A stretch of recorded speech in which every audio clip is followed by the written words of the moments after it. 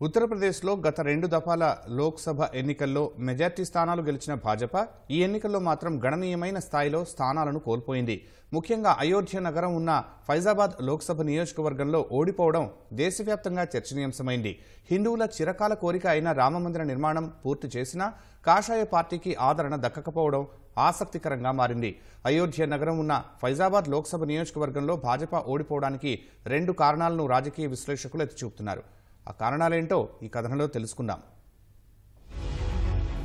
ఉత్తరప్రదేశ్లోని అయోధ్య నగరం ఉన్న ఫైజాబాద్ లోక్సభ నియోజకవర్గంలో భాజపా ఓడిపోతుందని బహుశా ఏ సెఫాలజిస్ట్ కానీ రాజకీయ విశ్లేషకులు కానీ అంచనా వేసి ఉండరు. రాముడి జన్మస్థానమైన అయోధ్యలో ఆయనకు మందిరం నిర్మించాలనేది హిందువుల చిరకాల కోరిక.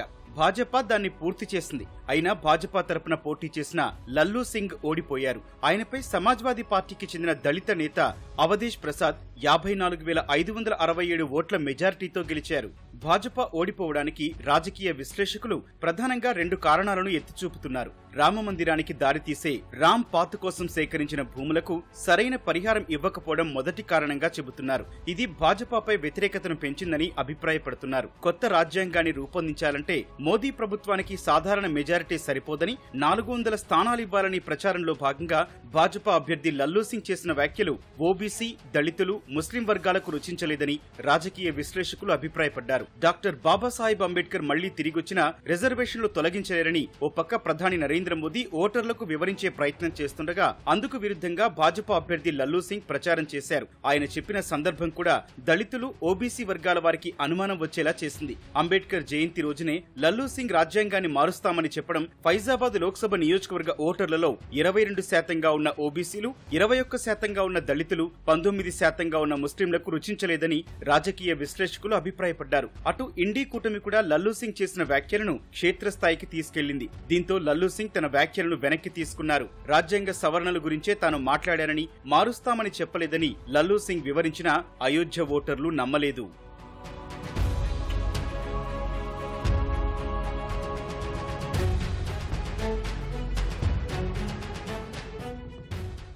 లల్లూ సింగ్ క్షేత్రస్థాయిలో ఓటర్లను కూడా కలిసే ప్రయత్నం చేయలేదని కొంతమంది నాయకులు చెబుతున్నారు. కేవలం రామమందిర నిర్మాణం, ప్రధాని నరేంద్ర మోదీ చరిష్మా మీదనే అధికంగా ఆధారపడ్డారని అంటున్నారు. అటు సమాజ్వాదీ పార్టీ మాత్రం ఫైజాబాద్ స్థానం జనరల్ స్థానమైన వ్యూహాత్మకంగా దళిత నేతను బరిలో దింపింది. భూ పరిహారం విషయంలో నెలకొన్న వ్యతిరేకతను, రామమందిరం దాటి లేని ప్రాథమిక పౌర సదుపాయాలను ప్రచార అస్త్రాలుగా మలుచుకుంది. ముఖ్యంగా అయోధ్య గ్రామీణంలో అఖిలేష్ యాదవ్ చేపట్టిన ర్యాలీలు విజయానికి బాగా ఉపయోగపడ్డాయని రాజకీయ విశ్లేషకులు అభిప్రాయపడ్డారు.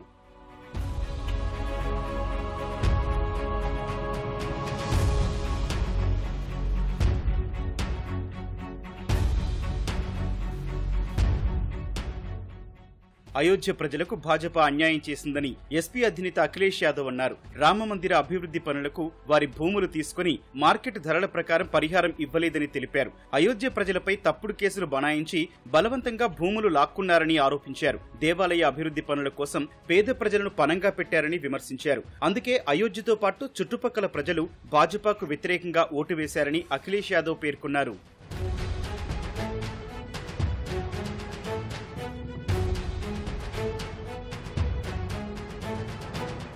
లల్లూ సింగ్ గతంలో అయోధ్య నియోజకవర్గం నుంచి 5 సార్లు ఎమ్మెల్యేగా గెలుపొందారు. 2014లో తొలిసారి ఫైజాబాద్ నుంచి ఎంపీగా గెలుపొంది లోక్సభలో అడుగుపెట్టారు. ఆ ఎన్నికల్లో ఎస్పీకి చెందిన అభ్యర్థిపై 2,82,775 ఓట్ల మెజార్టీతో గెలుపొందారు. 2019 లోక్సభ ఎన్నికల్లో మాత్రం లల్లూ సింగ్ మెజారిటీ దారుణంగా పడిపోయింది. ఎస్పీకి చెందిన అభ్యర్థిపై కేవలం 65,477 ఓట్ల మెజార్టీతో విజయం సాధించారు. తాజా ఎన్నికల్లో ఎస్పీ అభ్యర్థిపై 54,567 ఓట్ల తేడాతో ఓటమిని చవిచూశారు.